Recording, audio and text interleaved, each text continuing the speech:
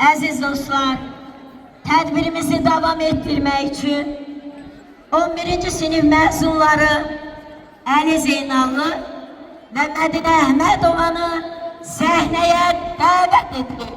Alqışlarınızla.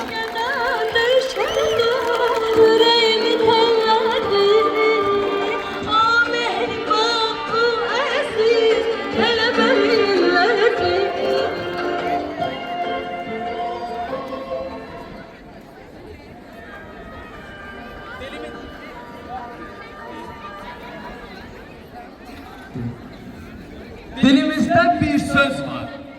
Ana kadar müqəddəs, ana kadar qarifikeş. Bu müəllimdir.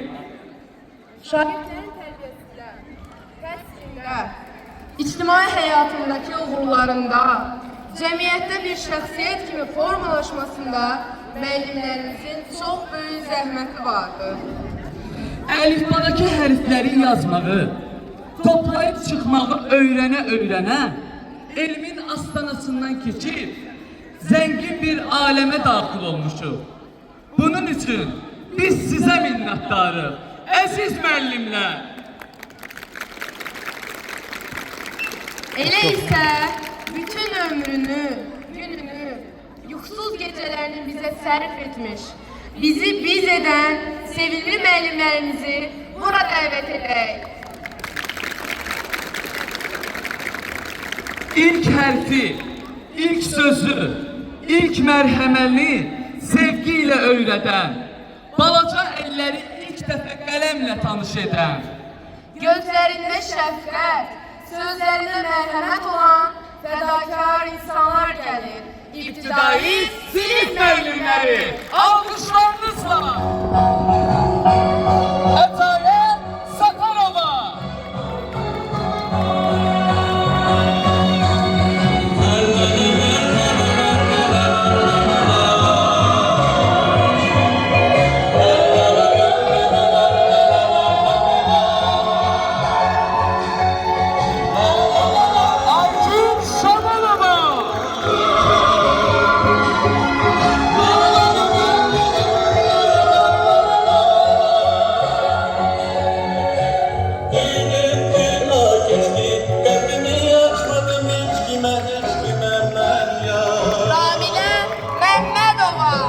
Yanı bir şimşek gibi ömrümden keçkinen, keçkinen, keçkinen sen ya. Esirler adamdır, gönüller olandır, Səbinə Əliyeva. Benim gel, kaderim gel, sen beni kurtar bu ikramlarından.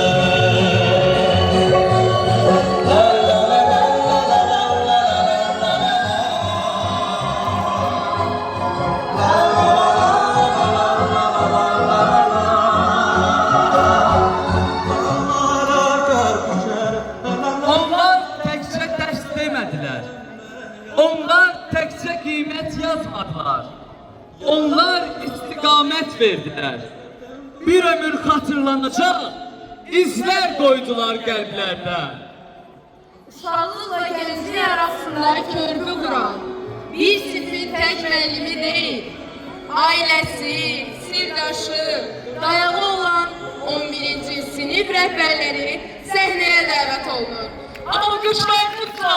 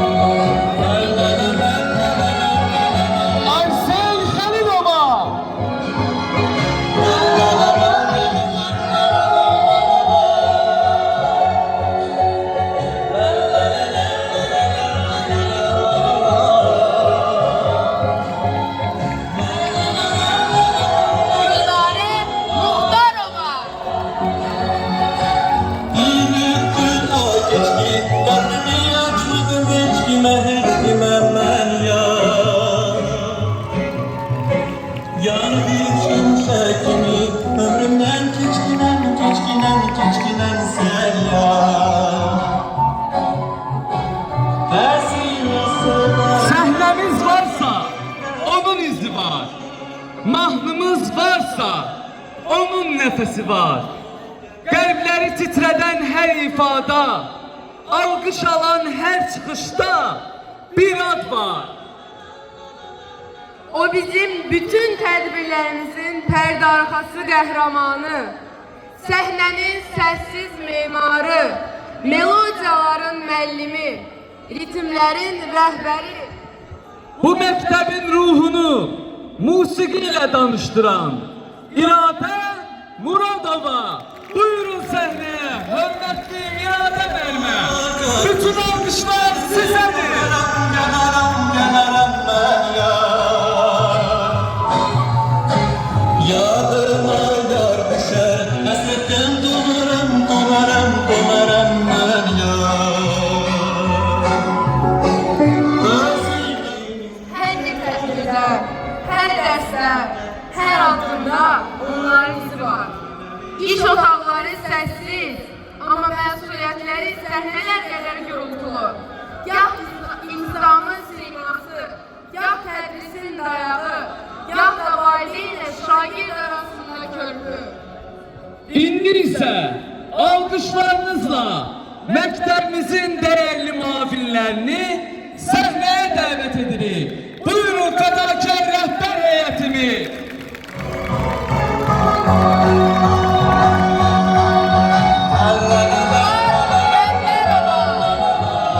Xumar Qəmbərova.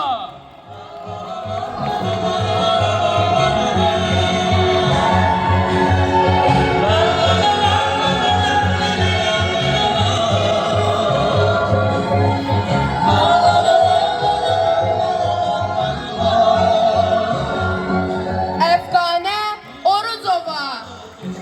Kapını açmadım hiç kime ben ya.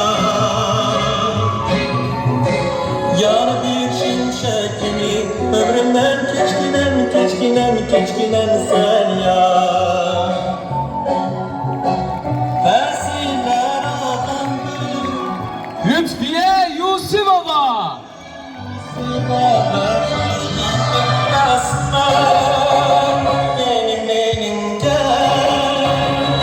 benim gel sen beni kurtar bu dikkatlerinden. Her yeniliğin arkasında, her uhurun kökünde bir bakış, bir merar, bir ürek var. Onun addımıyla məktəbdə sabitlik, səsiyle sevgi, baxışıyla məsuliyyət gəlir.